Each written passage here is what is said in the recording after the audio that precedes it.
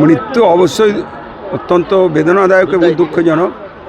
মানসিক অবসাদ এবং দীর্ঘদিন ধরে ক্ষমতায় থাকার পর হঠাৎ করে ক্ষমতা থেকে সরকারটা চলে গেছে, অনেকভাবেই মানসিক অবসাদে তিনি, আমার যেটা মনে হয়, আমি তো জানি না, এই ব্যাপারটা আমার বলা সাজেও না, যে এই মানুষ মৃত্যু অপমৃত্যু অত্যন্ত হতাশার মধ্য দিয়ে আসে এবং মানসিক অবসাদের থেকে আসে। এরম কোনো কিছু হয়তো তার জীবনে ঘটেছিল, সেখানে আশিসবাবু আজ তার পরিবারের সবাইকেই এই দুঃখের মধ্যে রেখে এবং তার এদেরকে সবাইকেই একটা যন্ত্রণার মধ্যে রেখে চলে গেছে।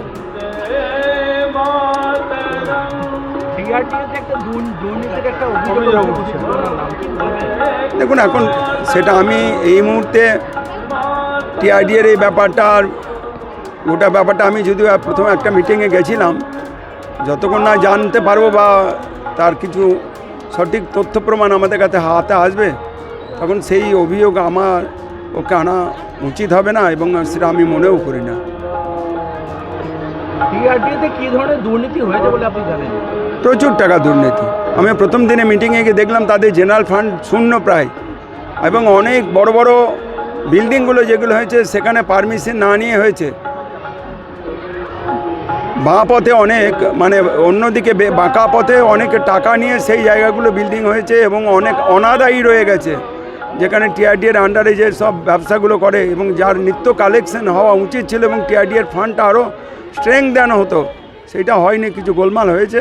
সেটা প্রথম দিনে মিটিংয়ে গিয়ে বুঝিয়েছি। দ্বিতীয় দিনে মিটিংয়ে আমি, আমাকেও তারা ডেকেছিলেন, আমি যেতে পারিনি।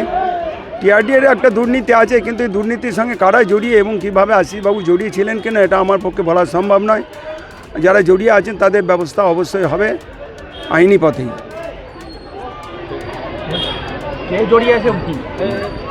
না, আমি এটা বলতে পারবো না, কারণ এখন ওটা বিচার প্রক্রিয়ার মধ্যেই চলছে। অতএব এটা যতক্ষণ না পরিষ্কার করে জানতে পারবো, ততক্ষণ আমি কারোর বিরুদ্ধে এরকম করে হঠাৎ করে সেই দায় বা দোষ চাপিয়ে দেওয়ার জন্য আমি প্রস্তুত নেই।